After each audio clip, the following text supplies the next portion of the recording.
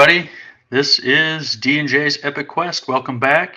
This is Derek, or Bird That Steals. And this is Justin, aka Soft Pillows. I still like that we've just kind of adopted these nicknames for ourselves. Yeah, well, I'm in it for the long haul. I'm dedicated to the pillows of Soft.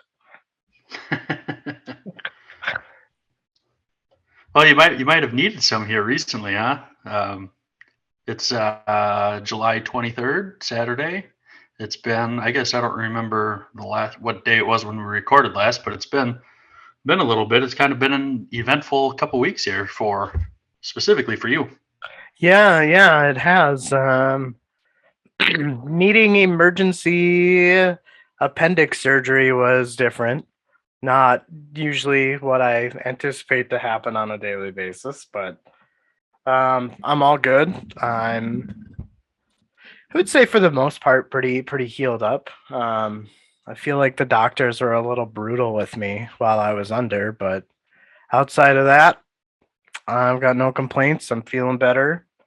Um, yeah, yeah. So yeah, it's been a few weeks. Yeah. And that's not even the only big news you got. Sorry, I'm kind of forcing you to share this with Oh everybody, yeah. but you had another pretty major thing come up.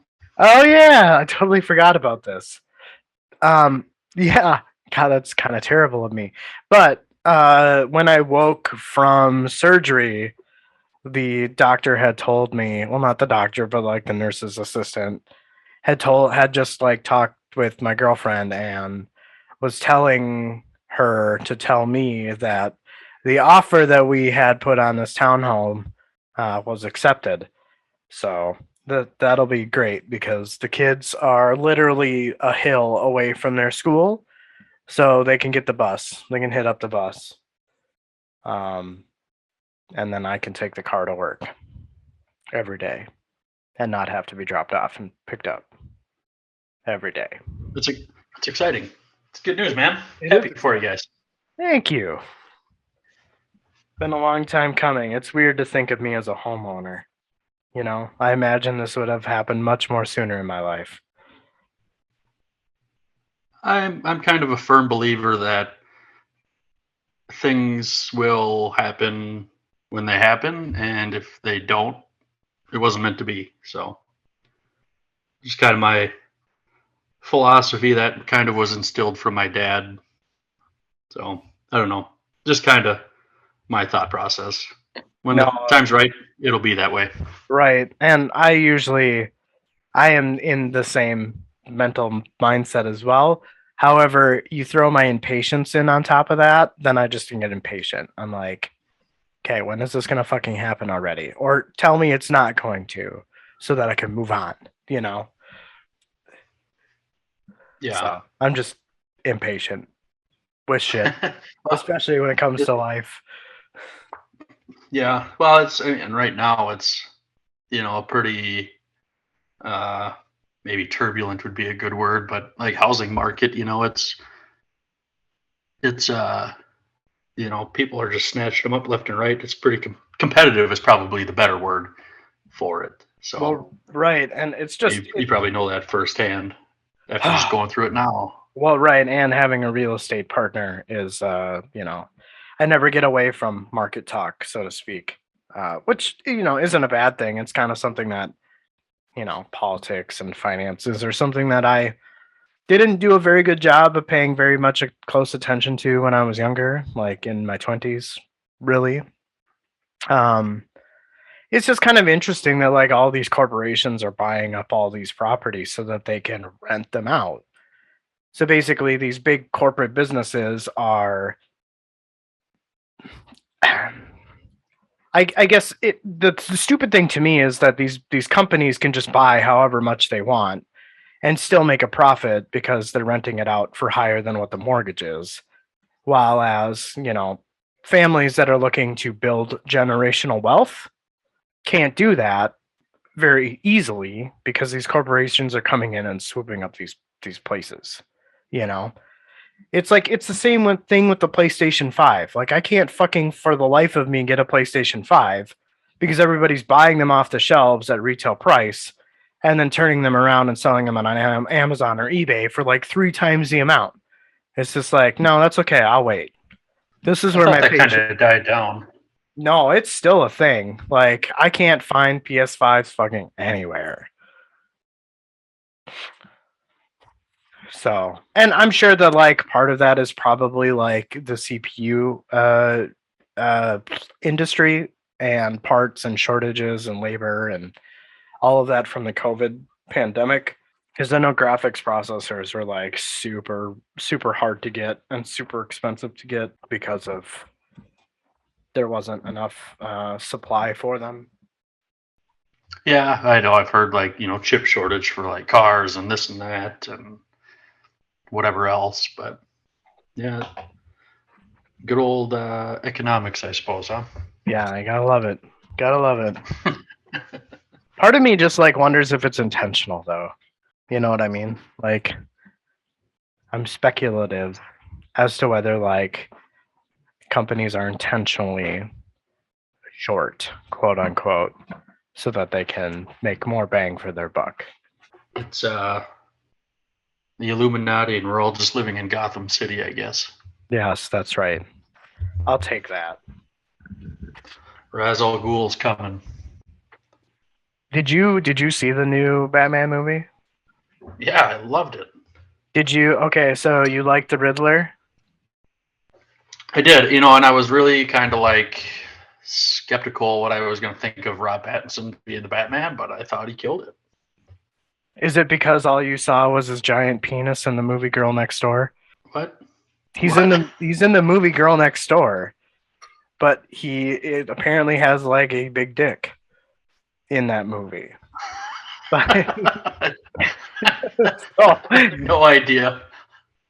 yeah, he's in the movie The Girl Next Door, the one with like Alicia Cuthbert.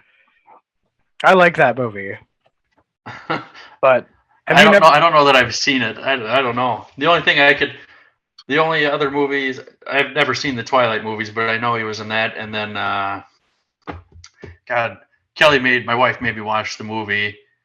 I can't remember what it was called, but like I called it because he ended up being in one of the towers on 9/11 at the end of the movie. I'm like, Oh, and I called it. I called it before the end of the movie, and she's like, "How did you figure that out?" I'm like, I can't remember exactly how I figured it out. I'm like, well, I remember watching it. Like, this is pretty obvious. But yeah, I can't remember what that movie was called. hmm. But for whatever reason, it just clicked in my head. I'm like, oh, well, he's in the Twin Towers. He's gonna die. He's not naked. He just is described to have a big dick. No, not Robert Pattinson. Well, I thought that's who we were talking about. No, I'm talking about who played the Joker. Or not the Joker, the Riddler. Yeah, no. I'm talking about the Riddler in the new one. My bad. Oh, what was He his was in the Girl name? Next. Paul Dano. There we Yes, go. yes. He was in the Girl Next Door. So like the whole time I'm watching the Batman movie, all I can see is this like nerd with a big dick. Uh I I don't know. That's just what came to my mind because I like that movie. um we I guess outside of my eventful 2 weeks, what about you, sir? Nothing really crazy. Just this last week working a lot. I worked both jobs every day this week except for Thursday, and today is my only day off from both. So 13 to 15 and a half hour days all week, basically. 8 tomorrow. That's about it. Not much time for anything else. No, not at all. So you pretty much just get home and then it's Betty bye, eat some dinner and then go to sleep. Yeah, it's basically just bedtime. So yeah, I've been working my main job. I get there about 6:30 in the morning till usually between 4 and 4:30, Yeah. and then go to the other job till 10. And then I go home and sleep. Yeah. How's Home Depot treating you? Pretty good. It's pretty relaxed, pretty chill. Just I should. I've been meaning to wear like my Fitbit when I go there. I don't want to wear that at my other job just because I think it'd get wrecked. But um, I'd be curious to see how much I walk in 4 or 5 hours or whatever. Um, I bet it's quite a bit. Just I'm just back and forth and here and there and all over. Yeah, I know that. I don't have like a Fitbit or an Apple Watch or anything like that, but I know that when I was working both jobs, there were days that I was doing over 1,100 steps a day. So you get up there, and I think like on average you should be walking about 10,000 steps a day. Could be wrong on that, but I feel like in order for if one is to use walking as a means of exercise, you want to shoot for 10,000 steps a day. Oh, I'm sure I probably well beyond that most days. But yeah, I don't really know where I'm at. Yeah. I need to pay more attention to it, but I don't. Yeah. So today has just been this morning I ran to town and got some mulch, did some mulching before the storms rolled through, and now it's 1 o'clock. I'm having a beer talking to you, and I'm going to talk about a book. Fuck yeah, Should be dude. a good time. Fuck yeah. I should. Yeah. Well, no, I'm taking a bunch of pain relievers. I probably shouldn't drink a beer, but that sounds good. Might lead to an interesting conversation. Yes. Yeah, but the good But stuff is probably, gone. So. yeah, probably better not to do that. Yeah, but it would be fun to, I don't know, just get wasted and talk about this book. See what happens. That fucking line. What a bitch. I'm sure that you'd have fun editing that one. I would just delete the whole thing, not even post it. There we go. Editing done. But yeah, I guess we did things a little different today. I hope you like the change of order. Wonderful audience of ours. But yeah, I guess should we kick this shit in? Sure, I'll take our first epigraph. I already forgot what it was called. I'm pretty sure that was the right word. You are right, yes. All right, here we go. Rumors like tattered flags, wind snapped and echoing, in the streets below, told the tale of the days upon us. 'Twas said an eel had slipped ashore, or not one, but 1,000, under a jagged moon that might be dead. 'Twas whispered that a claw scraped slow on the city's cobbles, even as a dragon was seen sailing high silver and black in the night sky.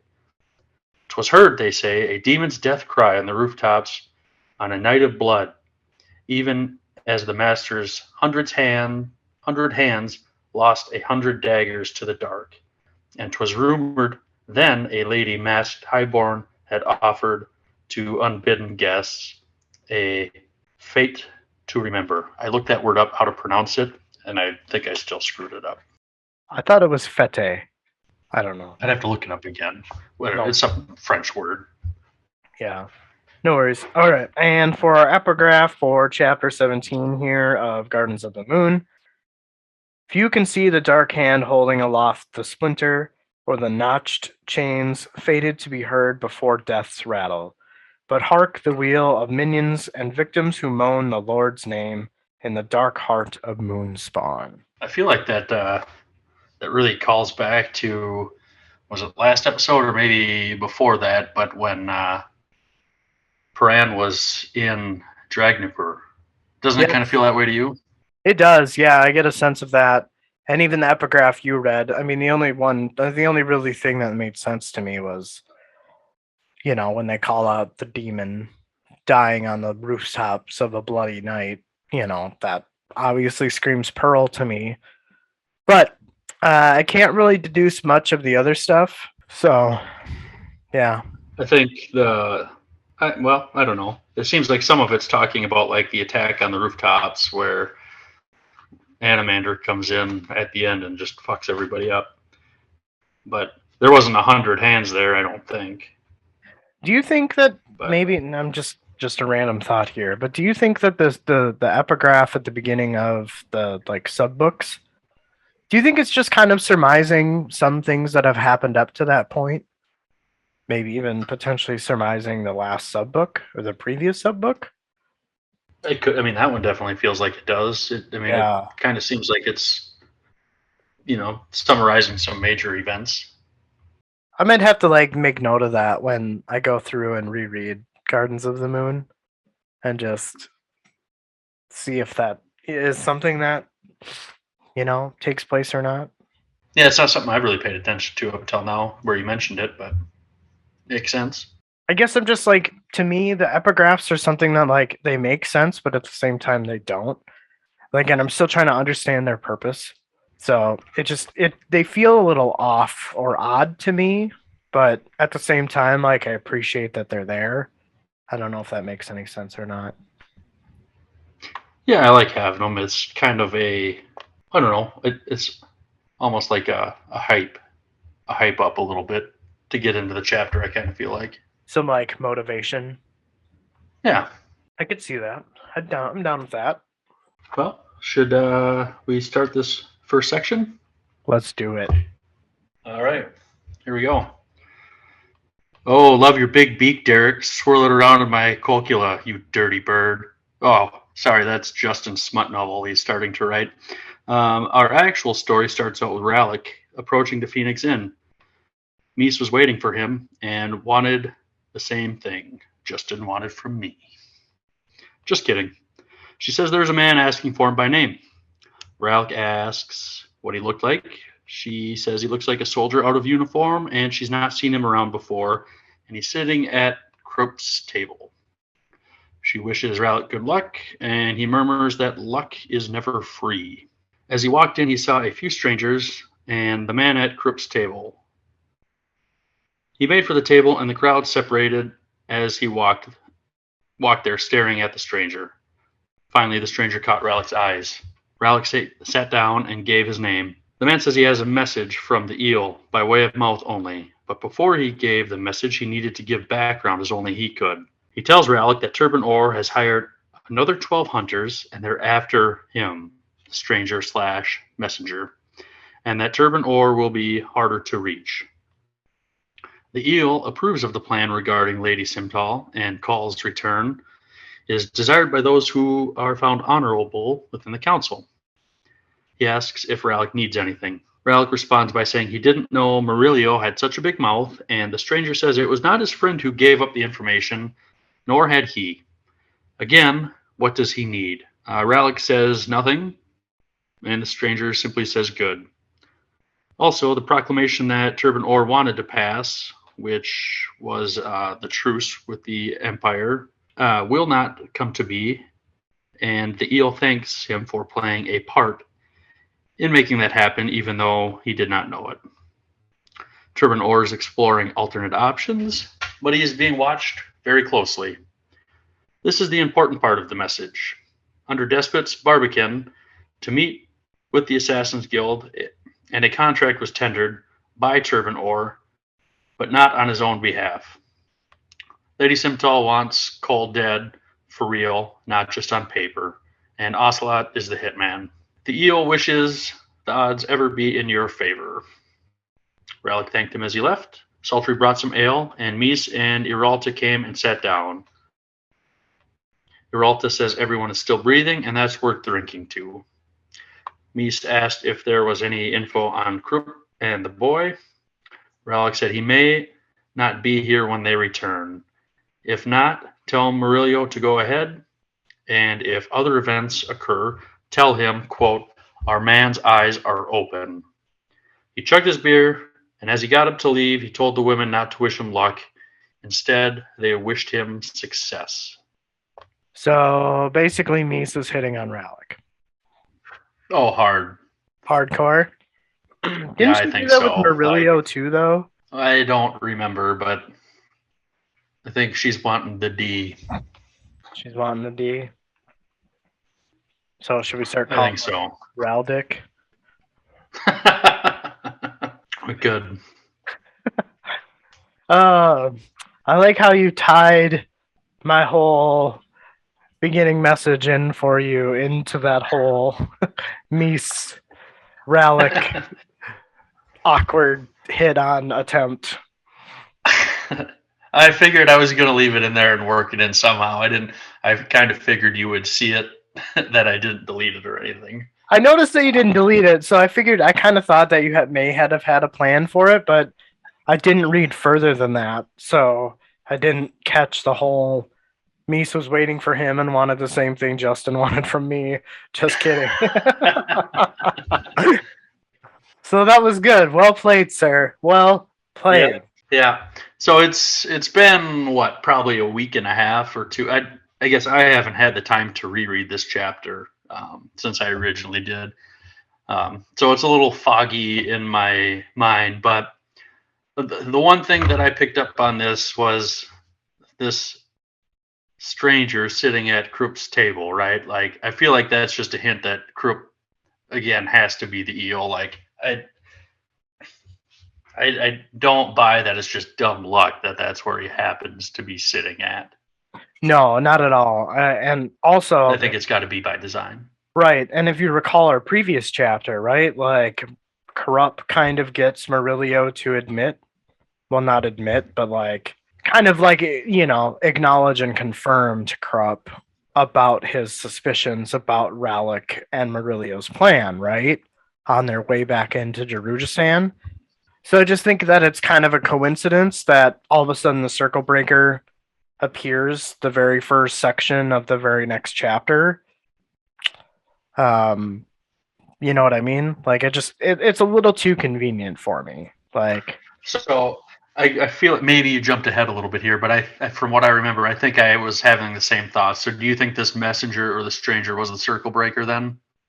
yes, I definitely think that Okay. he's the Circle Breaker. Okay. Because he is acting on behalf of the eel. Um, and also, we know that the Circle Breaker is also the soldier that posts outside of Despot's Barbican, where he was able to explain to Rallick about the meeting with Turban Orr and the Assassin's Guild, because that's usually where they meet, or Turban Orr meets. Right.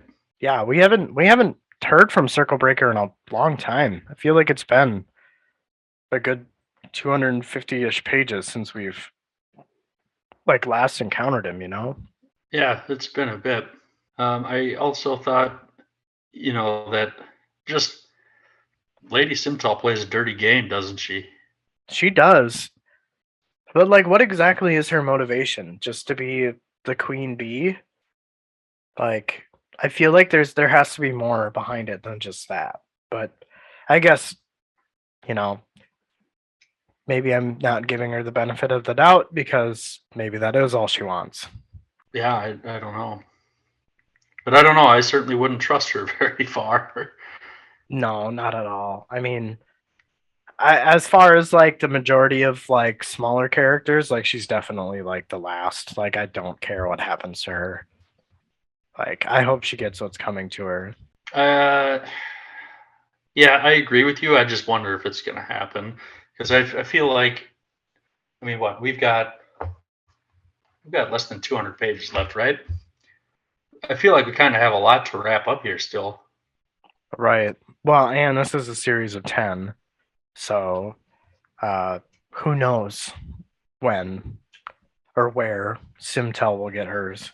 Right. Yeah. I mean, we've got a long ways to go, but I mean, certainly we're going to have some things that are going to lead on into the next book and other books, but um, I feel like a lot of stuff is going to have some sort of closure in this book, right? And I just there's we don't have a lot of pages left, but there's still a lot to wrap up. Yeah. Yeah, I don't know. I guess when it comes to expectations from this book, like I just try not to have any because I feel like it's going to end on like a major cliffhanger, a major cliffhanger of some kind. So like I'm just I guess expecting the worst. I hope that everything kind of like concludes and wraps up nicely by the end of this book, but like I'm not banking on it, if that makes sense. Yeah, yeah. I don't have a clue what to expect. Yeah, I mean, and maybe we can talk about it near the end of the episode, but maybe just some very loose predictions based on some of the events of this book or of this section, and maybe see if we can't, I don't know, throw, I, throw a curveball and see if it hits. I don't know. yeah, I feel like it's really going to be throwing darts at a dartboard. I don't know. I don't know if I can make any predictions, honestly. Yeah, I mean, I've got maybe a few, but they're pretty obvious ones. But we could talk about them towards the end of the chapter because I don't want to potentially give away some of these sections prior to. Sure. But yeah, I mean, Well, you want to? yeah, I mean, we could definitely move on if you're ready. I think I'm ready. I mean, yeah, this was, it was a kind of an interesting exchange with Rallick and the messenger slash presumed circle breaker. I'm on board with you with that's who it had to have been. Um, and then the message that he gives.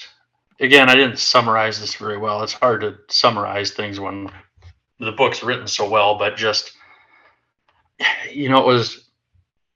I feel like it was almost like a jaw dropping moment for Rallick. That somebody put a hit out on call, and it's his. I don't even know if ex-wife is the right word. Probably estranged wife. Um, and then Ocelot's going to be the one to do it. And so now I think we know Rallick's motivation is going to be to, probably take out Ocelot. Yeah, I think that's where that's his part of the story is going to be going for now, to save his friend. right. Um, But but it's also, kind of a big, like, I don't want to say it was a bomb that was dropped, but it was kind of like a pretty big whoa moment for sure. yeah, yeah, absolutely. And I just thought what that was interesting is that for such a big whoa, you don't really get a lot of reaction described from Rallick. Did you catch that? Like, he's not Yeah, described as like visually upset. He's not described as like raging out. He's not described as like getting so upset that like everybody in the bar has to like restrain him, you know? Like he just kind of like takes the information, takes it like a deep breath and is like, "Okay, cool. I can fix this." You know what I mean? Like so I guess it just goes to show how smooth Rallick is and how much of his experience is he taking into this situation, right? As much as he wants to be probably like emotionally ready to just outburst because we've seen Call and Rallick, they seem to be fairly good friends, but yeah, I just thought that was weird. Like, if I was to put myself in that situation, like, I'd be fucking pissed. yeah, yeah. I think from what I remember, the way it was worded is that the messenger gave Rallick a moment to like compose himself, to like wipe the shock from his face, something along those lines. It was like one, maybe two sentences, Right. Yeah. and you didn't really get the thoughts on his side. It was just kind of like probably like a surprised look on his face, more or less, is kind of what I got out of it. Yeah, I would 100% agree. It was just funny that it was like that was his response versus, irate, being pissed off, you know. Right. But then again, I mean, he could just be in shock, right? Like, I just got told this information and I haven't quite processed it yet, kind of a thing. So maybe in Right. future episodes, we'll get to maybe see a little bit more of how Rallick feels about this situation. We certainly may. Cool. Well, yeah, that's I guess all I have more of this section. But uh, if you're ready, we can absolutely move on. Take it away there, bud. Okay. Again, I apologize. This is a pretty much a two-pager, but there is a lot of information in here. So bear with me as I read this obnoxiously long summary, but I feel like it was needed because I really could have just all I could have done for the summary, honestly, was Rake and Baruch have a conversation in front of a fire, and then we could have moved on, But I wanted to do the summary justice by really explaining what it is that they're conversing about. So with that, I guess everybody grab your popcorn and get all snug a bug in your pajamas, and we'll read away with soft pillows here. Anamander Rake was hiding something. Baruch was certain of it. Why had the Tistiande allowed the Tulani mass to enter the barrows? He had asked the question of the Tistiande sitting beside him, but Rake's answer did not seem forthcoming. Rake makes a comment about Baruch dining at such an odd hour. Baruch tells him that all his hours have been odd lately. Rake makes no comment to this, but instead informs Baruch that he had no idea that the Shadow Lord and Opan were involved in affairs. Baruch admits to Rake that he caught wind of Opan, but nothing definite. Rake scoffs at this, and this gets Baruch riled up a bit, as he tells Rake to hold his suspicions to himself, and Baruch would do the same.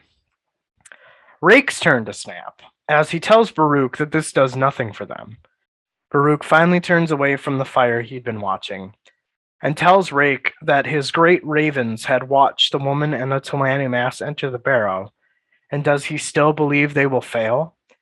Rake retorts this by asking if Baruch thinks that they will fail, recalling that this was the outcome that Baruch had wanted.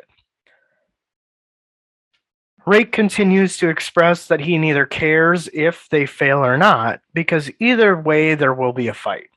He calls Baruch's intelligence into question of the Malazan Empire as sorely lacking, as there isn't a way to avoid a fight.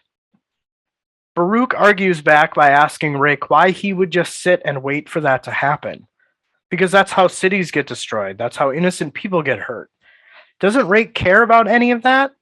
Just as long as Rake wins in the end.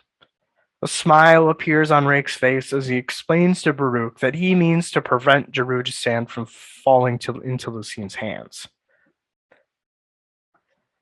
Admitting that destroying the city to defy Lucine would have been too easy, and he could have done that weeks ago. Rake wants Jerujistan to remain as it is, thus the reason he'd formed an alliance with Baruch. Baruch responds to this by questioning Rake's intentions, and wonders if it's because he has plans of treachery. He admits his people know of the alliance between Baruch and Moonspawn, and if Rake were to be disloyal, then he would no longer rule Moonspawn. Baruch smiles at this and asks Rake who could challenge his power. Immediately, Rake replies with Caladan Brood for one, as well as Rake's 4 assassin mages, among many others. Baruch asks the Son of Darkness if fear holds him in check. Rake firstly tells Baruch not to call him a Son of Darkness, because that is a title that is held by the fools who think Rake is worthy of worship. Secondly, as powerful as fear is, it's duty that compels him. Rake goes all melodramatic and calls out Baruch's duty to the city of Jerujistan. It shapes Baruch, and Rake is no stranger to that. He explains to Baruch that within Moonspawn are the last remaining of the Tistiandi. Rake continued on with his speech. Once he concludes his speech, he rises swiftly and looks down at Baruch with a smile. This sends a dagger to Baruch's heart. After this brief pause, Rake continues to tell Baruch that this is the reason his duty holds. And even though it's a hollow one, claiming that if he were to raise Moonspawn into the heavens, what would he be preserving? A history of a particular point of view? He caps us off by telling Baruch that the history is done, and the Tistiandi point of view is one of disinterest. Does this make them worthy of preservation? Rake thinks not. Baruch was lost for words. After some time, Baruch tells Rake that he is here allied with the Malazan's enemies. Baruch questions Rake what his followers think. Rake simply replies to his followers that, or Rake simply replies that his followers do what he tells them to. Rake goes on to explain that they follow Caladan Brood and they die in the mud in the forests of land that is not there for people who are afraid of them. Baruch asks him why he is doing any of this then. After laughing, Rake continues on with another speech, asking Baruch, does any honorable cause worth anything these days? So what if they borrowed it? Why? It doesn't matter. It doesn't really matter why. Rake, before deviating from his topic, tells Baruch that they don't abandon their allies ever, putting the kibosh on Baruch's earlier argument about treachery. He leads this into his next talking point and acknowledges Baruch's worry about the Jaghut tyrant, and how he did nothing to thwart the Talani mass from entering the Barrow. Rake reveals that he believes the Jaghut tyrant will be freed, and tells Baruch he should be thankful that it's freed during a time where Rake can fight it. He tells Baruch that once and for all he'll take care of this rumor, and Baruch won't ever have to worry about it again. Baruch asks if Rake will be able to destroy it. Rake admits that he won't be able to, but he'll be able to weaken it, and it's up to Baruch and his cabal to finish the job. He then tells Baruch that this is what Empress Lucine wants. Baruch is confused and tells Rake that he doesn't understand. Rake explains that once they are done with the Jaghut, they will be much reduced, and then will come the powers of the Malazan Empire. Rake explains that Lucine wins either way, but the thing that does have her worried is Baruch's Torud cabal.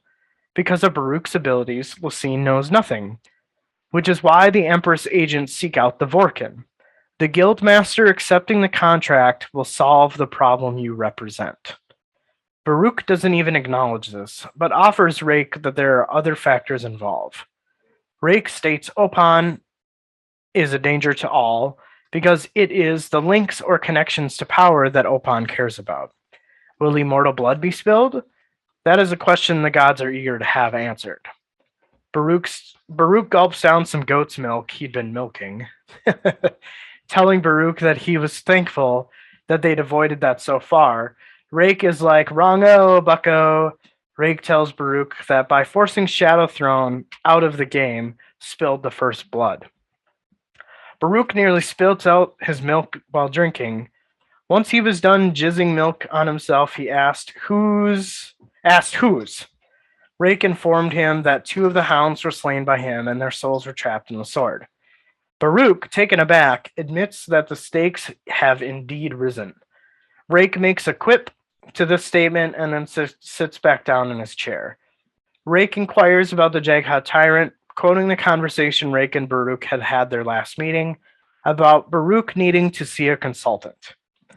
Baruch throws the bread he was munching on into the fire and tells Rake there has been a problem, and Baruch hopes that Rake can help explain what had happened. Baruch asks Rake to follow him. He leads him down some stairs into a subterranean room that holds a cot. On this cot lay an old man. Baruch tells Rake that his name is Mamet. He is also a high priest of Derek. Rake simply says that this explains the cynicism in Mamet's writing. Crouching before the old man, Rake makes the observation that Mamet is in a deep sleep. He asks Baruch what triggered it. Baruch explains to Rake that this was the odd part, and admits that he's not as knowledgeable with the Darisforan, earth magic. Explaining that when Mamet arrived, Baruch had asked him to tell him all he could about the Jaghut tyrant. Mamet sat down, closed his eyes, and hasn't opened them since. Rake appears to make sense of this. He explains to Baruch that Mamet went to the more direct route to find those answers. Using his warrant to travel to the Jaghut tomb, and now the mixture of Talan, Jaghut, Almatos, Falak, and an Otatero sword have him trapped there. Rake gives dire news as he informs Baruch that until the woman with the Otatero sword and the Talan leave, he is stuck there. Even if they were to leave, if the Jaghut tyrant awakens, he might take him. Baruch dumbly asks the question, take, as in take possession? Rake's expression was grim. but he explains that the Jaghut would find him useful as he is a high priest. Rake wonders if through the link with the Derek and Mammoth, is the tyrant capable of enslaving a goddess? Baruch simply says that he does not know. Sorry, I just had to take a swig of water after that one. Understandable. Yeah. Yeah. So much has happened. And I feel like a lot of it is one part story driven as far as like this chapter is concerned. But also some of it is like we get some background on the Tistiandi, right? Yeah, we do. There's only a few of them left, and they're on Moonspawn. Right. But I don't know. I like, and I thought it was interesting, and I probably didn't set the mood very well because it was a long. I think this section was like 5 pages long, so there was a lot to summarize. And like I said, I could have just taken easy way out and just said they had a conversation by the fireplace. But it's just it's kind of like moody. I imagined it as like Baruch is in some type of mood. Not in a very pleasant mood. He's maybe full of anxiety and stress. So like he's stress eating and drinking milk and not even paying attention to Rake. He's just sitting, staring at a fire in the fireplace. So like it just having that in mind kind of like creates some tension in this section. Yeah, I definitely think it's. I mean, frustration builds tension anyway, right? Right, exactly. Doesn't matter. Doesn't really matter what the setting is. Yeah. I would agree. It's just but it's funny because like, Baruch doesn't even control this conversation. It's pretty much all Rake. I mean, he's kind of a dominating presence. Right. But it's just, I never really thought of, I guess I just never really thought of him as much of like a talker or like a revealer of how he's feeling. You know what I mean? Kind of like just like a very toxic masculine trait. Just, I'm going to shoulder it all and I'm not going to tell anybody about it. Yeah. I'm just going to carry it all on his shoulders. Right. So like I get a little bit more of an appreciation for Rake because there's definitely some things in here that are like, whoa, that's crazy. But one of the first things that I picked out in this section was Rake when they're talking about the Shadow Realm and Opon. Rake calls him the Shadow Lord, but not the Shadow God. And I always thought that interaction in the good Droby Hills with Rake and the Hounds and Shadow Throne, I thought he was talking to the Shadow Throne God, not a lord. So I'm curious as to like, is he just like arrogantly interchanging Lord and God? But to me, I'm like, oh, so that wasn't even like, a god. That was just a messenger of that guy. Yeah, I don't know. I just thought that was strange. Yeah, I didn't really pick up on that switching of words myself, but it is an interesting point to make. Yeah, I just thought it was weird. It stuck out for some reason. I'm not sure why. That's why I like listening to your breakdowns because you always pick up things that I don't. I try. I probably do it maybe too much, but I don't know. I like weird shit. I like details.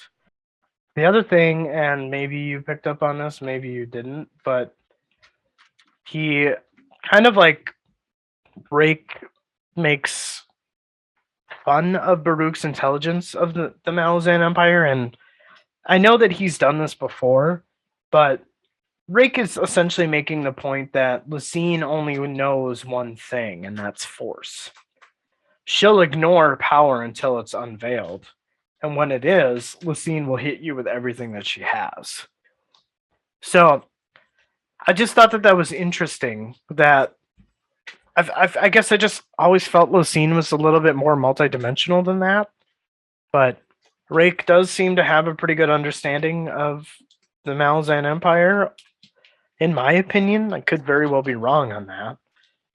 I don't think you are. I mean, yeah, I thought she did seem to be kind of, like you said, multidimensional is a good word, but it's almost like it's kind of like a front. She's just gonna save it up for when she's gonna take a swat at you, I guess. Right. Like she's just kind of like a snake in the grass, just waiting to strike. But I don't know. I just thought that that was a weird breakdown. But did you catch that? Remember how we were talking a couple of episodes ago about not imagining very many people being able to like outmatch or even match Anamander Rake? Yeah, and now he's given off a list of people that could. Right, yeah. So it's kind of like, I feel like not necessarily that I was wrong about it. I just feel that maybe there's more people out there that could match him, or maybe he's just being modest or downplaying his abilities. I kind of wondered that too because he seems like a pretty big badass, right? Like he's got this sword with untold numbers of souls trapped in it.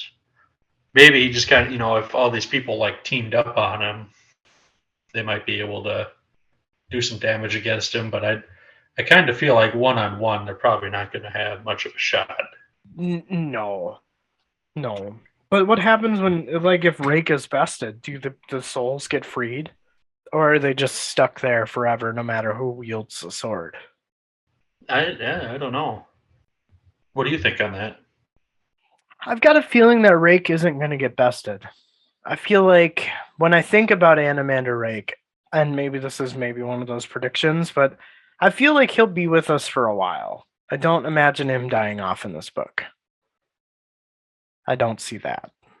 I don't think so either, but just say it did happen. Do the souls get released? Or do they just transfer ownership? I'm going to say no. But depending on who wields the sword, because remember, the sword was created out of darkness by I forget her name, but like the Queen of Darkness. So it can only be used for one or two of the Warrens, the Starvalad Warren, the Warren of Dragons, and then the one that is like native to the Tistiandi. So I don't think that any more souls could get in there unless they wield those Warrens. Is, I guess, maybe my prediction. All right.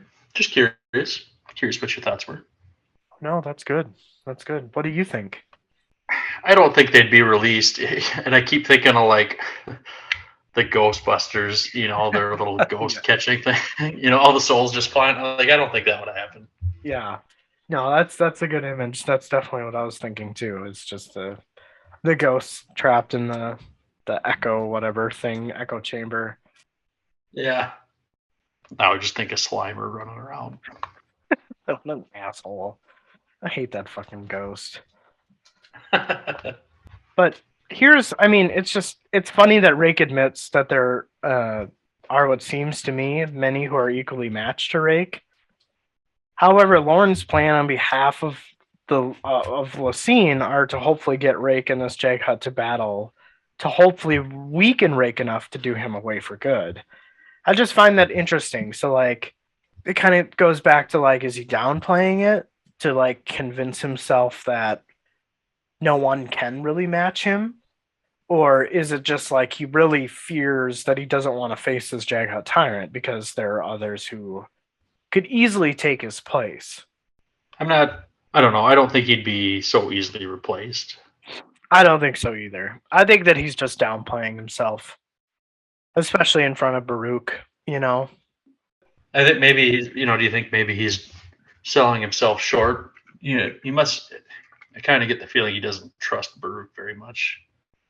Yeah, and we'll kind of dive into that, but I mean, he also keeps doing this because like on top of him talking about there are others that, could equally match him, he also makes this kind of statement to Baruch that,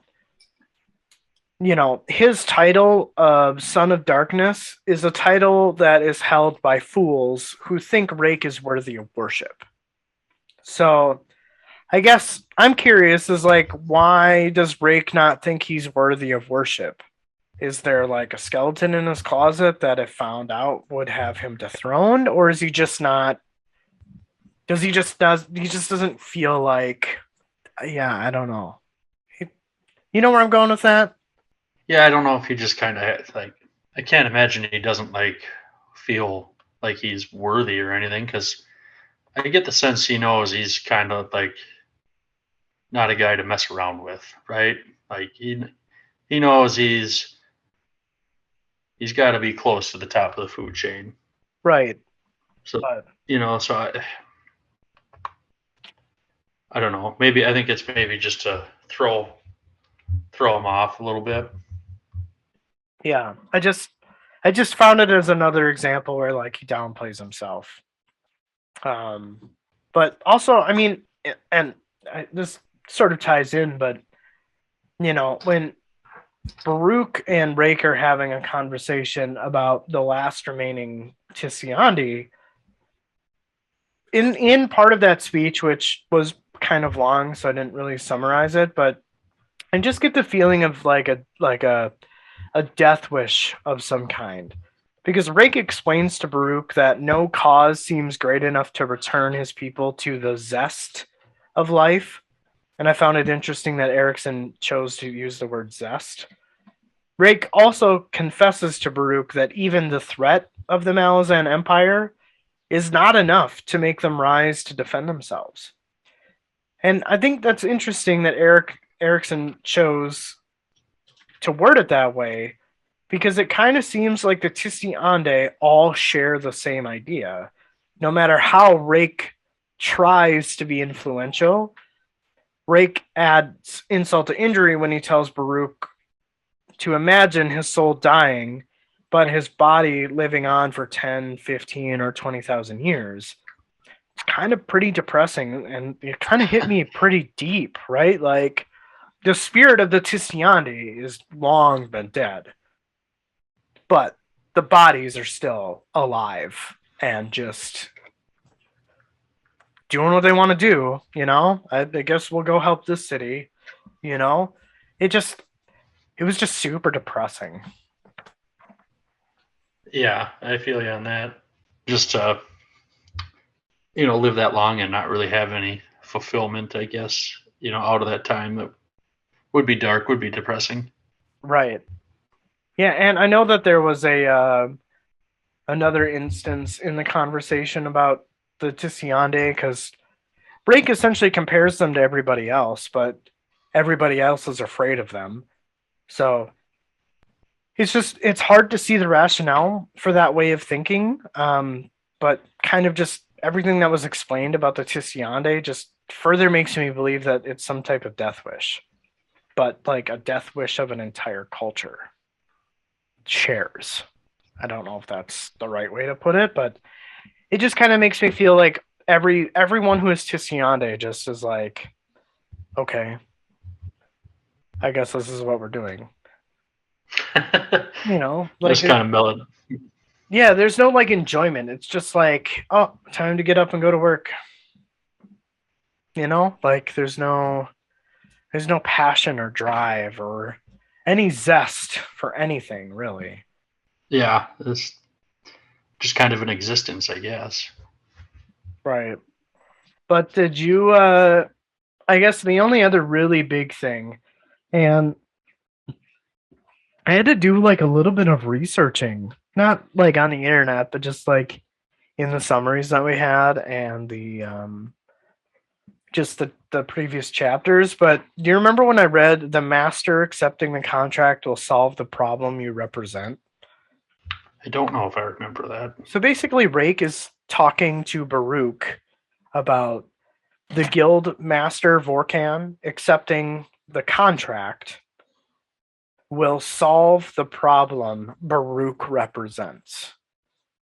And that one sentence just threw me off so much that I'm like, okay, I feel like this whole Assassin's War thing, politics, just gets really like it's very confusing, and I had to dissect it. So, like I said, the sentence alone sent me on a 20-minute research. Um, and I'm really not sure why I got hung up on it, but I think that it relates to the Assassin's War that that sub book that we read recently. Rake is kind of calling Baruch's hypocrisy a bit, right? Like, because as I examine this complex web a bit deeper, if we recall, Kalam and Quickben are there to seek out the Assassin's Guild to offer them a contract to kill Jerujistan's people of power. Baruch is in power in Jerujistan, and the guild knows this. At the time, I simply thought it meant the political, like the politician type. So when Anomander Rake intervened on this meeting, it was just to protect Baruch from the Malazan Empire. In Rake's and Baruch's exchange afterwards, Baruch had questioned Rake's actions. Rake explains to Baruch why the guild was even needed. To which Baruch had explained it's how he kept everything in line, So like it's how he uses the Assassin's Guild to take care of like the nobles' problems. I don't know if you recall that or not, Vaguely. but So, like this starts starting to pop in my memory, yeah. as you're talking about it. So basically, in essence, Rake again is calling out Baruch for representing and fighting for the Assassin's Guild when that entity alone, if given the contract by the Malazan, would have Baruch disposed of. So it's just like it's this constant game of chess, right? And like, but if you imagine a chessboard with like 4 or 5 other players, not just you know what I mean? Like anticipating everybody else's moves is just it fucking blew my Impossible. mind. And that one sentence alone threw me on this like 20-minute tangent of like trying to understand what it was. Right. Yeah, there's a lot there to dissect and try to make sense of, and you do a really good job. Thanks, man. But And yeah, I kind of get the sense that Baruch doesn't really want to die. nope. Nope. But if he keeps, you know, if he keeps contacting the Assassin's Guild, it kind of seems like that's the route that he's going to go. It very well could be. But yeah, I mean, up until that point, it's just kind of like Rake maybe underplaying himself as well as kind of like talking about the attitude and the demise of like the Tistiandi, like they're a dying breed, right? So what exactly is it that they have to live for? Which, makes Baruch kind of feel bad about it. But after all of this kind of takes place, then we kind of move on to, the more story related part of the section, which is basically Mamet, right? Like what did you think about Mamet and his situation here? In his like trance. His trance, as well as the fact that like, Rake pretty much tells Baruch that even if Lorne and the, Tool leave, that the Jaghut tyrant could very well take Mamet in, and possess him, like basically make him a slave. It's kind of hard for me to say because it like how much power does he really have? Obviously he's got some if he can go on this warren and everything. Who, Mammoth? But yeah, Well, he was a high priest of the Direct, which is basically the worm of autumn or the goddess of disease. So, if I guess maybe not to intercede, but if I'm deducing this correctly, right? Like the whole point of Tool being accompanying with the amass and not some type of bone caster is because the Jaghut wouldn't be able to use him if he was enslaved by the Jaghut tyrant. He wouldn't be able to use Tool to enforce any type of mass destruction, right? yeah. I because I think this was the first place it was revealed that Mammoth was like a priest, right? Otherwise, we just kind of known him as a like a writer, a scholar, right? Right. Or am I not remembering that correctly? No, you're right. Yeah, this is the first time that he's kind of like, I guess I always suspected that Mamet was something more than just those things, but that's me. But I always felt like there was something more to it. He just kind of always seemed like just this this old guy just kind of sitting around to Yeah. me, you know. I mean, I think that what what Rake is maybe trying to explain to Baruch is that if the Jaghut takes possession of Mamet, the tyrant could use the link that Mamet has to the goddess of disease and enslave her. This tyrant isn't described as a tyrant for no reason, because on top of the enslavement of the goddess of disease, like that makes the stakes a lot nastier. Because now he has a way of not only using his own powers, but using the priest Mamet and that link between Mamet and the goddess of disease to essentially wipe out whatever they want with whatever disease. You know what I mean? Like, yeah.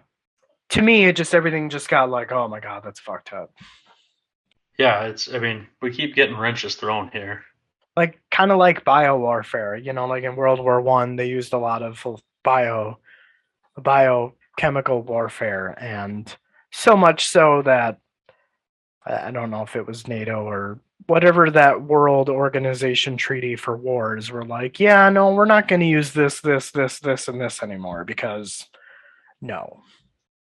What is that? The Geneva Convention? Is that right? Yeah. You might be right, but yeah, one of those was like, yeah, no, we're not going to use these chemicals because holy fuck, like I No just get mustard gas. right, but that's just kind of like the sense of scale that I got, like this Jaghut being able to enslave a goddess to potentially just wipe, you know, people out with plagues and diseases wherever he wants to. It's kind of a powerful thing to be capable of doing.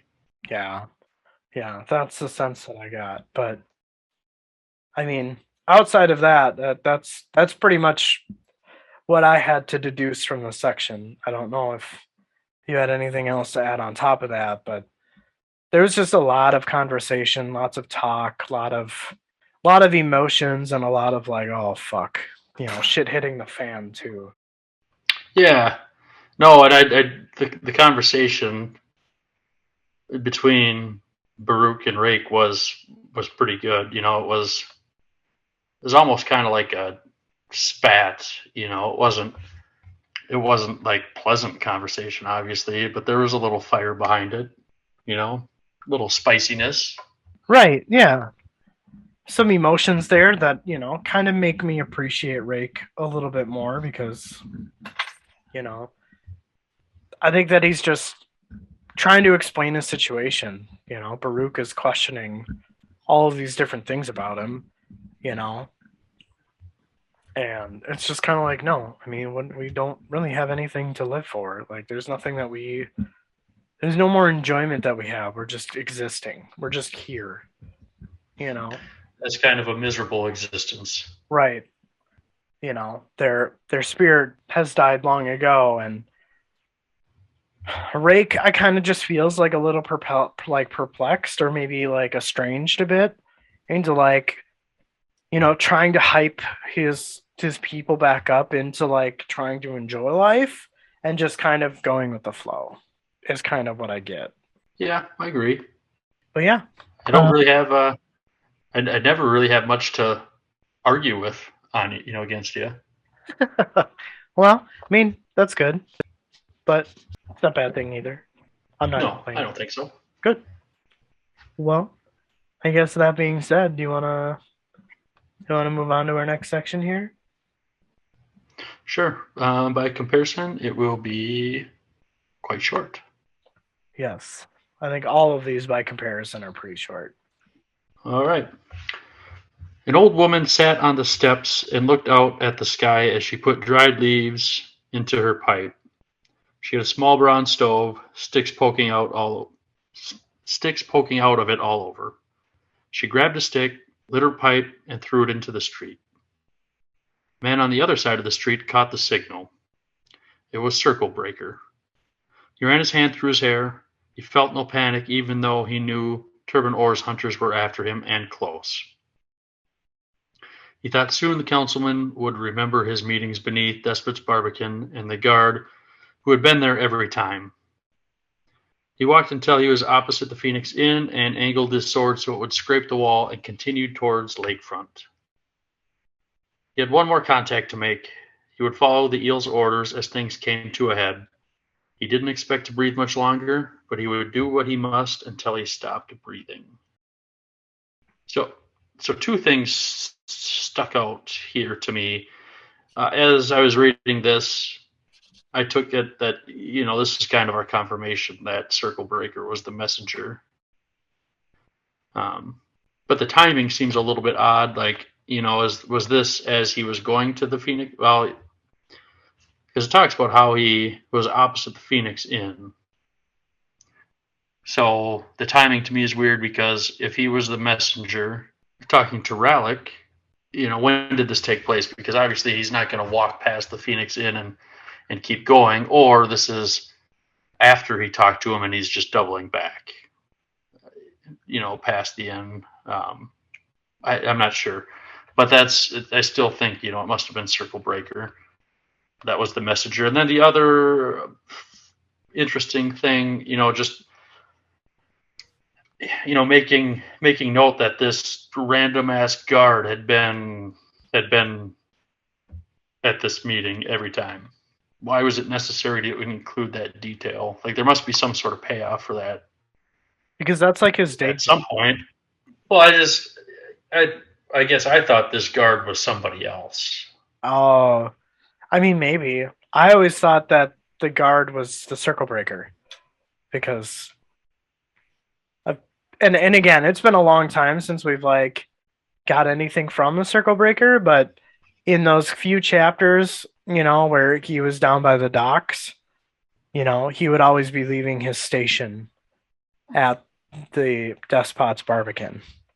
He would always see Turban Orr entering Despot's Barbican for whatever meetings he was, So I guess to me it made sense, Yeah. but I mean, I guess, you bring up a good question about like if he was already at the Phoenix Inn, why would he go back towards the laminate or whatever building that old woman is sitting on and then walk back to the Phoenix Inn? You know? Yeah. It But seemed a little strange, but it kind of who knows? seems like it kind of seems like maybe he needed to go because clearly this old woman gives him some type of signal, Yeah, the stick in the street, which I the also burning stick. right, yeah, which I also think that is the reason why he went back to the Phoenix Inn because he also makes a signal by taking out his sword and letting it scrape against the wall.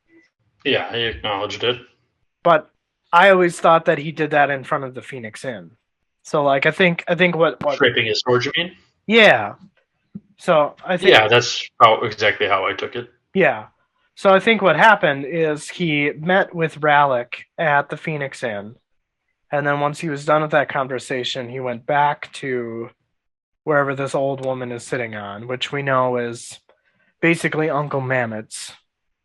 You know, she's always sitting on the front steps. She gives him a signal, which I guess is no surprise, but um, basically telling the Circle Breaker that Crocus is home, right? And then the Circle Breaker goes back to the Phoenix Inn and then scrapes his sword, which then basically tells Mies and Irelta to move. Is kind of how I'm, I guess, more or less interpreting everything that's happening. It's certainly more than I picked up on it. You do a really good job with that stuff, man. It's only because I read these chapters like 3 times. Um, I guess with that, it kind of leads us into our next section a little bit. Would you say? Yeah, take it away. Mies at the entrance of the Phoenix Inn nudges Iralta, telling her that it's her turn to be the backup this time. Iralta scowls and tells Mies to be off then. Mies descended the steps, turned the corner, and walked the reverse direction of the circle breaker had come, until she reached the tenement. Mies saw the old woman sitting there and walked into her line of vision. The old woman removes the pipe from her mouth and taps the pipe on her shoes, and a rain of sparks showers down from the pipe. Mies acknowledges this is the signal and proceeds to walk to the corner of the block and then turns right in to enter the alleyway. A third of the way down, a door opened for her. Not observing the man behind the door, she opens another door and enters a hallway, and from there it was a quick jog up the stairs. So I feel like all of those are connected, and it honestly didn't really occur to me that the sword on the stone was a signal to Mies, but it was like the very first sentence was like something about it just felt odd, and I guess I just associated the two, like, which tells me Circle Breaker we know is working for the eel, right? But I also think that this goes a lot deeper now because if the circle breaker is getting a signal from the old woman on the steps, and Mies and Iralta are also getting a signal from the old woman on the steps, as well as the circle breaker, then that tells me that Mies and Iralta and the old lady at the tenement steps are all part of the Eels network, which would explain kind of like I was just associated to like eyes and ears that you would get in like the Wheel of Time series with the Aes Sedai. They have eyes and ears all over the world. Like this is just kind of what I'm comparing it to. Yeah, he's got kind of, well, I say he, I guess we don't definitively know who the eel is, but whoever they are casts a pretty wide net for sure. Right. Yeah, which I mean, it tells me it's Krupp, but I mean, I feel like that's something we may or may not be wrong about. But I guess time will tell, right? Absolutely. But yeah, I mean, I guess I didn't really have a lot for these last couple of sections because they're very straightforward scenes. But that's all I really had as far as that section goes. I don't know if you had anything else. No, I don't think so. I think you covered it perfectly. Sweet. Well, do you want to move on to your next chain of events? Sure. Apsalar, or sorry, did not seem very impressed with Darujistan. She was excited, but when she finally laid eyes on it, it felt familiar. They stabled Call's horse and headed to Mammoth's house. At the house, Crocus was confused. It looked as if Mammoth had been gone for a couple days at the minimum. Apsalar asked if that was unusual. Crocus said yes. Maybe Rallick knew something. She asked who Rallick was, and he said an assassin friend. This seemed to scare Apsalar. He thought she saw a demon and expected one to come out of the floor. She said it felt like she was about to remember something, but it never came back. Someone knocked on the door. Crocus thought Mammoth lost his keys, but Absalar had said that the door was unlocked. It was Mies. She said it was good she found him and asked if they saw anyone since getting back. Absalar said only the stabler and asked Mies if they'd met. Crocus says she lost her memory. Mies says that the Darls named him in the murder of the guard that was killed in their garden. They have to hide him, and Absalar apparently too. Crocus is stunned. She betrayed him. Absalar, being observant, figures it must be the girl named Chalice. Mies says they'll have to travel by rooftop and to sit tight for now. Absalar introduces herself to Mies and says thank you for helping Crocus. Mies chuckles at her name and says it doesn't sound like rooftops will be an issue for her. Crocus asks if she knows where her uncle is, and Mies says she has no idea. Oh, Absalar. This is kind of funny how I'm sure that like it wasn't intentional, but I just think it's super convenient that Crocus is going down for this murder of this guard, and the murderer is literally standing right next to him. But at the same time, she's not the murderer, Like, it was totally when Cotillion was possessing her. I had not really thought about it that way, but that's a very good point. Yeah. Yeah, it wasn't. Yeah, it definitely wasn't him. I mean, it might have been there. It's certainly easy to pin it on him and blame him. Well, right, because, I mean, I guess from the Chalice perspective, the Diarl maiden, right? Like, she had no idea in that moment that that guard was dead. So, and she had no idea that that girl was out there. It's only Crocus who knows. But everyone else is going to blame him because he was the only one she interacted with. Right. So, but yeah. So, I'm interested to see where this is going to go, right? Like, are they going to assassinate the Darls now? I don't know. I feel like that would be a pretty big blow to the city. Right. And on top of that, like, Crocus loves this girl, even though she betrayed him. But, I mean, does that mean that, like, he leaves Darujistan? Does he run away? Does he flee? I think he's going to have to. Right. So does that mean that Krupp, Rallick, and Murillo and Call, do they all accompany him? And they just, up and leave Darujistan and find somewhere else to squat? I don't know where they're going to go right now, but I think it would probably be best if they got out of town. I mean, obviously, Crocus is going to have to get out of Dodge. And right. Maybe, him and Sardi, they kind of go their own way for a little bit, but. Yeah. Yeah, I just, there's so many, like, things that wrapped up, but then they became new things at the same time. So it's just like, you get a conclusion to Sari's character, but at the same time you don't. You know what I mean? You get a conclusion to Crocus' situation, but then another one opens up.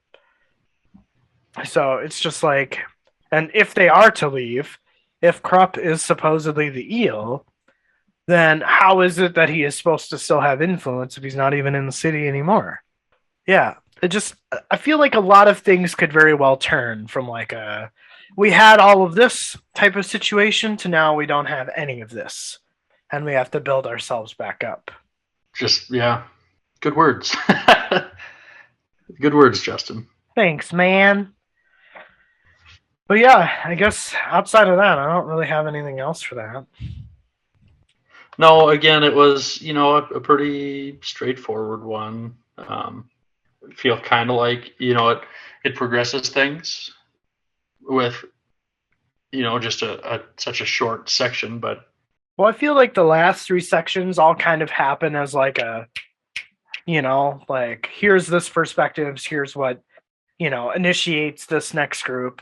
This next group goes in, and then this next section initiates the end of, you know what I mean? Like you're right. Like it's just supposed to be like a very like quick boom, boom, boom, boom, boom. And then all of those sections kind of make the bigger picture better. But it's not like we as the reader are wondering where Mammoth is. We know where he is. Crocus doesn't, but it's not like there's any questions there. Like it's pretty black Right. and white. Yeah. It's just, yeah, we've got the information, they don't. Right. But I'm sure they'll get it. They'll get it at some point. Oh yeah, I'm sure. But yeah, she wasn't sure about the old woman on the steps, but the woman just below, tucked into a niche watching the tenement building, would for sure have to go. The coin bearer did seem to have some protection. Sarat wasn't concerned outside of Rake. She ranked the deadliest among the Tistiande of Moonspawn. Once Rake had filled her in on the details on Opan's magical signature, finding the boy was not hard. She had, in fact, encountered this signature before, on the rooftops 2 weeks prior. Taking a more comfortable position on the rooftop, she concludes that they will move during the night. With a spell of blurring and with enough shadows, she would easily be able to remove the woman and take her place.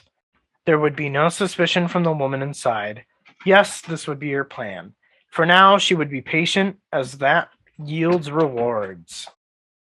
Do you remember when we first met Rallick and Crocus that night where they had been chased on the rooftops? You remember those chapters? What, like, Yep. yeah. So, remember how we always thought that it was Sari and company? I'm not sure if I remember that specifically. Okay. I remember thinking that it was Sari and Cotillion and Amanus and maybe like a couple other agents, but it was totally the Tistiandi. So that begs the question that they have been interfering with the Assassin's Guild a lot longer than Baruch knows of. Because Baruch is only aware of that one instance. Because the Tistiandi killed Tallow, who was that one assassin that we didn't get, was very short lived. Oh, where he got shot with the crossbow, right? Am I remembering that right? Yep. So I think it's interesting how like you have this idea of a group, this whole time, and then automatically this triggers it. So she was the one that was chasing Crocus when he was on the rooftops after he had stolen the maiden's jewels the first time. You know what I mean? Yeah. So I just thought it was cool how that just like quickly fit back into where it needed to fit, Everything comes together. Yes, it does. But this brings me to another question. So does this mean that Rake knew of Opan's tool before Baruch informed him of it? Is it now making more sense that Rake was shocked at Paran being Opan's tool as well? Is it because he already knew of their involvement? I feel like the events of Crocus being chased took place way before Krupp discovered Crocus's coin to take the wax mold of it to Baruch. So that tells me, kind of just goes back to like another thought. That other thought is that, Rake knew about the coin bearer way before Baruch told him about it. So like I think this just goes back to the fact that like Baruch feels that he's hiding something, and it may not just be one thing. It's probably several things. I feel like Rake started the Assassin's War. He started it. I thought he admitted to that already. Oh, did he? Okay. I'm pretty sure he did. I thought he was just admitting to intervening. I thought he was. I don't remember who he was talking to, but I thought he said he started it. Okay. Well, never mind then. Not to shit on you, Justin. No, it's okay. It's okay. And like I said, I mean, I could be the one that's wrong, but I thought he said he started it. I mean, even if that is the case, and that's totally fine. I feel like he was talking to Baruch about it. Yeah.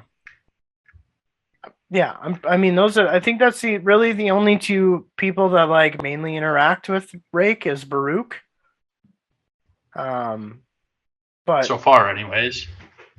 Right, like on a kind of consistent basis. But I mean, whether you're right or I'm right, it doesn't. I mean, that doesn't matter. It's just even in those moments, like up until this point, like you only you only associate Rake with the night with all the blood on the rooftops with like Pearl and Kalam and Quickben. But this just adds a little bit more layers to it, right? Like this for sure tells that Rake's been doing this a lot longer than you, the reader, originally anticipated. So because it associates that night to this unknown assailant, which you don't ever get clarity on until now. So, but yeah, Anything else you want to go over there? not at all. A little singing there, huh? Oh yeah, but yeah. All right, well, I'll take my last section here. Do Murillo looked through the crowd and said, "They're not here, so they must be with Mammoth." Krupp took a heavy breath of the city air and said, "That's probably accurate. They may as well rest for an hour or two and enjoy a meal and casually stroll into the Phoenix Inn." Murillo was looking forward to a bath after being on the road for so long. They saw Scurv. Scurv saw Murillo in the Phoenix Inn earlier. I think that was probably supposed to be Rallick. My mistake there. But since then, no trace. Murillo asks Krupp if they were supposed to report to Baruch. Krupp says they will soon. They need to rest and recover. It would do no good to report to Baruch if he lost his voice mid-sentence. Murillo asks what Krupp's plan is now that he knows the plan with Rallick. Krupp says he will not interfere and just to continue on his plan, but he may offer some timely assistance. Murillo is mildly annoyed and says they were already fine without his help, so just stay out of the way. Krupp would never abandon his friends to the fates. Murillo has had enough shit, drains his drink, says he's going home. Insert Eric Cartman, screw you guys, I'm going home. Says Krupp can make the report back to Baruch in a week for all he fucking cares, but when Rallick finds out that he, or Krupp, knows about the plan, he pities the fool. Krupp dismisses the statement and points to the tray of food Saltry has and tells Murillo that Rallick's knives and temper pale in comparison and bids him farewell until the morning. As Murillo leaves, he is approached, asks if it's Rallick. The man says no. His name is Circlebreaker, and the eel sent him. He has a message concerning Turbine Ore. Do you think it's the same message, or do you think it's different? I think it's probably going to be pretty similar. You think so? You think that's the reason that the actual message is not given to us, the reader? I kind of think so. Yeah. I mean, I don't see him like trying to pit them against each other. No, not at all. I guess with the way Erickson writes, which is such a marvelous thing, right? That like you kind of question, like, is it simply just because he doesn't want to repeat himself? And that's why you're kind of left in this quote unquote suspense on what was actually said to Murillo. Like, is he leading the reader to just it's the same message, or is there something more? You know what I mean? Like, it's just fascinated with the way that he writes that I could totally see both scenarios. Yeah, I agree. Again, as usual, just agree with you. Maybe we should just start arguing with each other about everything. Just come up with like asinine reasons why. Like it's hard to argue with you when you make good points, though.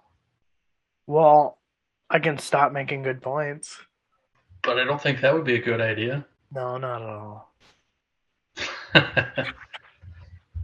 Well, yeah, I mean, I feel like Krupp is kind of being a little bit of a bitch, but I also feel like there's probably a deeper reason as to why he's stalling. Yeah, I mean, he's totally being a drama queen. Like, oh, what if I lose my voice mid-sentence? Like, come on. Like, he just wants clearly that's not gonna. Yeah, he just wants to be a fat piece of shit and eat something, which is fine. Right. Or is there a deeper meaning? Is there a reason he's stalling? And he's just using food as a The scapegoat. Well, I don't know. We know he's round and he enjoys his food, so being on the road probably didn't eat that well, right? Right, right. Because, I'm trying to think of like, I'm trying to associate visually how I envision Krupp, but I can't put the word on the character that I'm thinking of. I'm Yeah, I've tried to kind of envision him too, and Do you remember the I'm not. clown from Spawn? I don't know that I ever watched that. Okay. Maybe look him up. But I guess that type of feature, but less like menacing, you know? Do you kind of like? I don't think he's. So he's not dressed like a motley fool or anything like that, but it almost kind of feels that way sometimes. Yeah, it does kind of seem like he's a bit gesture-ish, right? I don't know. I mean, you watched Game of Thrones. I kind of get like the Sam Tarly vibe a little bit, but like Yeah, yeah. But a little bit more obviously he's disgusting. like, yeah, I guess I could see that. Yeah, that makes sense. but just more like, I guess, with an attitude, I guess. Right. Yeah. A little bit more like not authoritarian, but just like with just a little bit more authority, right? Like not so like amiable as Sam Tarly is. Right. Yeah, more of an asshole. Right, right. Yeah. But yeah, I don't know. I guess ever since the Rake and Baruch conversation, I feel like all these sections are just, very quick, actionable beats. Yeah, they just kind of just rattle off, back to back to back. Right. Like we know that Murillo and Krupp are back in Darujistan. They're definitely, the last of the group to arrive outside of Call. But yeah, I guess if you are okay, I think we should move on to the last section. Finish it up, take it home. Rallick moved from rooftop to rooftop in the darkness. The need for absolute silence slowed his hunt. There would be no conversation with Ocelot. Rallick anticipated that he'd have one shot at the man, and if he missed this shot, Ocelot's sorcery would be the deciding factor. Unless Rallick stops and checks one of his pouches. Years back, Baruch had rewarded Rallick with a small bag of reddish dust for a job well done. Baruch had explained that the dust and magic deadening properties. Baruch had explained that the dust had a magic deadening properties. He crossed a high rooftop and skirted the edge of a dome. Rallick anticipated that Ocelot would wait for Call to return through the Worrytown gates. Rallick thinks that it would be better to kill the man before Call entered the gates. Rallick worries about the possibility of Ocelot using sorcery and could be hidden from plain sight. And what would Rallick do if he ran into him? With lines of sight too few, this would be the best vantage point for Ocelot to likely use. He reached the north side of the dome, and in front of him lay the Karul Temple. From the belfry, there would be a clean shot as Call entered the gate. With some hesitation, as he recalled his directions about the reddish dust, he was warned not to put it on his skin. The reddish dust would be impervious to magic, whatever it had touched, even an area around it. Rallick has a mental dilemma as his thoughts travel to Call's death, ruining everything. But what? Justice? It has to mean something. It just has to. Rallick, coming back to reality, starts to rub this dust that feels like rust all over his face and hands and under his clothes. Whispering to himself, he says, "I'll find you, Ocelot." With eyes focused on the Belfry Tower, he ascends. Ocelot's going, "Damn, motherfucker!" So when I read this, like as I was getting towards the end of it, I very clearly remember that I thought that he was going to put this magic dust on his like crossbow bolt or something, or on his crossbow. And then, he starts rubbing it on himself, and I'm like, what the fuck are you doing? Like, you just told us that you shouldn't do that. Like, this has got to be a mistake. And then I was like, okay, why you're gonna take this chance? Okay, I guess it is what it is. Yeah, I mean, yeah, it doesn't make any sense. I mean, why wouldn't you just put it on your clothes? But I mean, I guess if you were to get shot in the face, right? Like if you had a, yeah, I don't know. I mean, I guess we don't really know much about Ocelot. I mean, I feel like this is the first time that we're really knowing that Ocelot can use sorcery. So I don't know if that makes him like a mage himself, but I mean, Rallick clearly doesn't have any magical properties or abilities. So he's got to use something to deaden whatever sorcery may be used. So, but I also know that Yeah, Rallick kind of like he even debates like, is this even working? Because I don't even feel any changes. at least not immediately. Maybe this is how Lucine got blue skin. Could be. Maybe he'll turn blue. I mean, I guess we haven't heard of anybody else or like a blue race people or anything yet. No, although I always imagined Barghast as blue. I don't know why. Blue with like white tattoos. Kind of envisioned them as like orcs, kind Yeah. of, I guess. I'm just glad. I really hope that Ocelot gets fucking canceled here. Like, I don't like Ocelot. And I know that a few episodes ago we were talking about hoping that he dies because he sounds like a dumbass. I think he's going to get his comeuppance. He's going to get it. Yeah. And it's nice to know that Rallick is going to deliver that, I guess I would assume. He's at least going to get a chance, whether he fucks it up or not. I don't know, but Right. I thought it was a good end of the chapter, leaving us on a cliffhanger for this chapter. Yeah, I've definitely been itching to. And like I said, I was just kind of like, what are you doing? Like, don't do what you just said not to do. And he did it anyways. So I was just like, Jesus, come on. He is really motivated to get justice for Call. Like he is super motivated, and the thought of Call just dead, right, is enough for him to be like, that sucks. Like we didn't even get to finish what we said we were gonna do.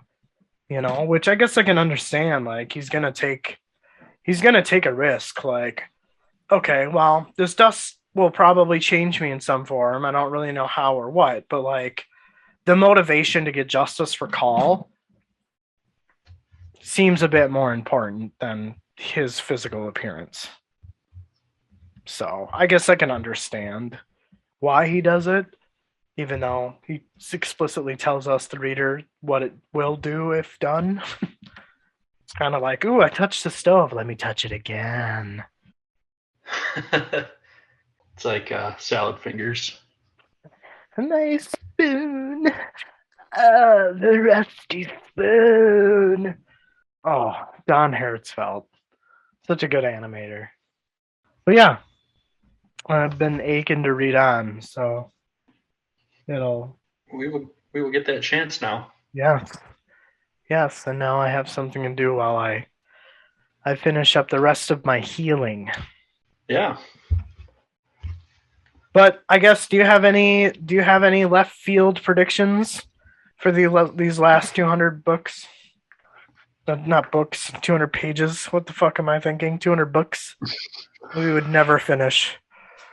No, we would not. I don't. I don't have any predictions.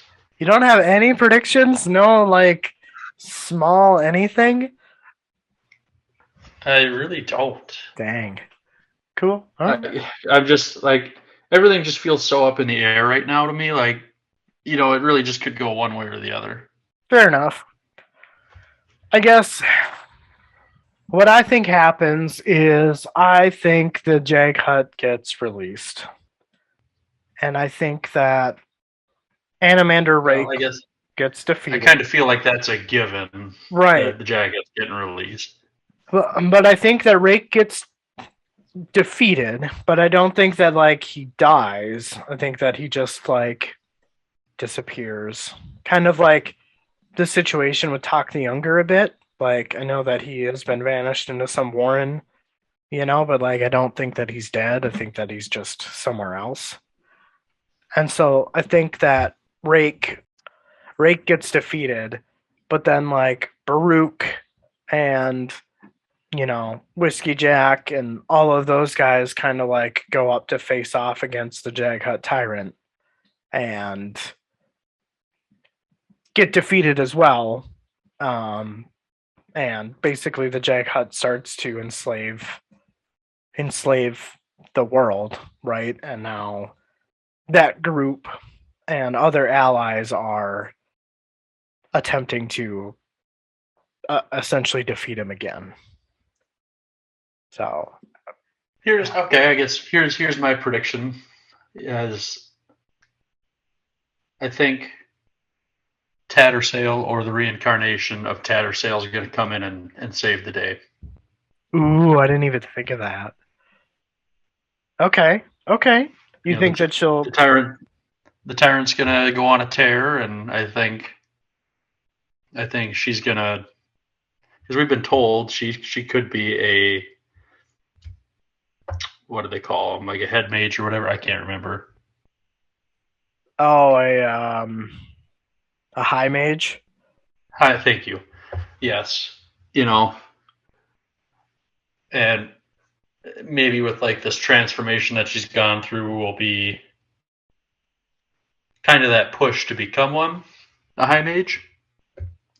But I think Rake will probably take a beating, and Tattersail will come in and save the day. Okay, all right. I'll take that. I like that. So I definitely agree I think Rake's going to get smacked around a bit. Like you, I don't think he'll die, but probably going to be humbled a little bit, I think. Yeah, I think so too. And I mean, I guess the only type of, I wouldn't say spoilage because it's not really spoilage because they're just the title of books. But I guess I go based on the some of the titles of books, right? Like I think that the Memories of Ice, the third book in this series, it brings me back to the way that the opening of the Jaghut Tyrant was explained, like it's cold, right? So when I envision enslavement, for some reason I envision the Jaghut enslaving the entire continent with colder weather, right? Like kind of like an ice age, so to speak. So I'm sure that that's probably way the fuck off, and there's probably a different reason why it's called the Memories of Ice. But also, I don't even know what a Garden of the Moon is either so far in reading this book. So yeah, we haven't had any payoff on the title yet. Right. So it could very well mean nothing, but I just, for whatever reason, associated the two. I like it. So, but yeah. I guess those are my outlandish left field predictions. But I don't think it's that outlandish. No, I don't think so either. But there have been many things in this book that I didn't think were outlandish, but were pretty outlandish when those got revealed. There's part of me that still thinks that Rigga is around somewhere. Yeah, maybe she'll pop back up. I don't know. Maybe, but I'm sure when I reread it, I'll be like, "You're an idiot, Justin. It clearly says right here that she is dead." Yeah, we'll see. We got time to figure it out. Yeah. And I know you were talking about doing 2 chapters in 1 episode next week. You still want to do that? Yeah, sure. I wasn't sure if you wanted to talk about that on the air, so to speak, but yeah, it'd be what? So what? We're starting on page 498 right now. Yeah. I think it's stuff like 530. Yeah, because chapter 18 goes to page 520.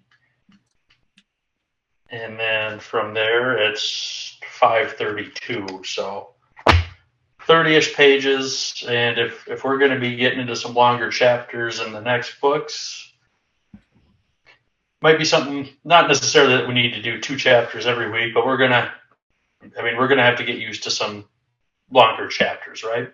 Yeah, absolutely.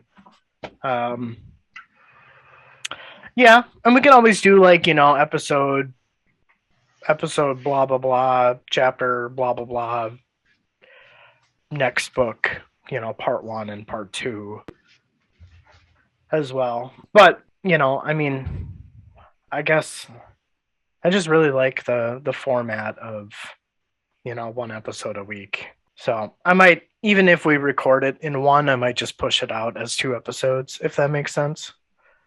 Oh, sure. I got you. Just split it up. Yeah, just split it up and just make it, 2 episodes released. So just that way, like people who are getting into Gardens of the Moon, soon after we finish it or way after we finish it can, still easily follow along, if that makes sense. But Yeah, I follow you. yeah, I mean, I guess, there's anybody in the community that has input on it, please let us know. I guess I'm indifferent as to what we do, but it'd be cool to crank out 2 at once. I worry about the sections being that I summarize too much sometimes. But I don't think you do that. I think you do a really good job. And obviously, yeah, we've had some long sections, but I don't think that you overdo it. I appreciate that. Thank you. Makes me feel better. And I would think that people listening, I mean, if they're listening this long, they must enjoy it too. So That's true. Yeah. But I guess speaking of followers, any new updates on the whole Twitter side of things? we did kind of have a boost. We were up to 130 Twitter followers. Whoa. Yeah. A lot. It's, this last week I haven't been terribly active on Twitter, but today I tried to be. Just biggest thing is just my work schedule's been pretty hectic. It's just kind of one of those things. It's just what I got to do for right now. I'm sure people can understand that. But yeah, I haven't forgot, I haven't neglected it, at least purposefully. It's just been work's been about 95% of what I've done lately. So Makes sense. Makes sense. how about on the YouTube side of things and anything going on the Reddits?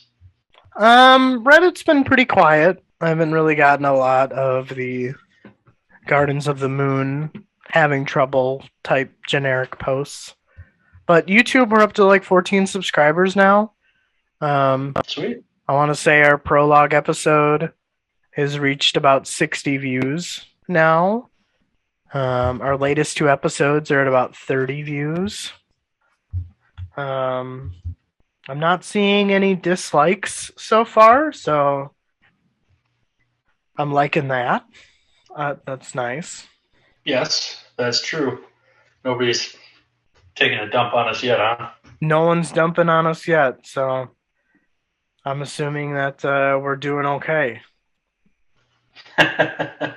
Well, hey, we're doing our best. Yeah, and we're having fun with it.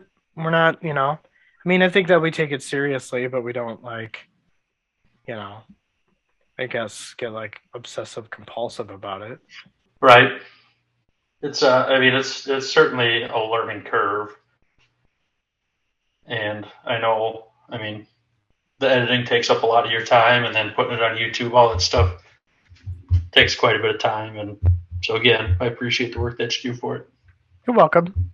I'll just when I get around to it, I'll show you, and then maybe you can slowly learn how to edit some audio and video.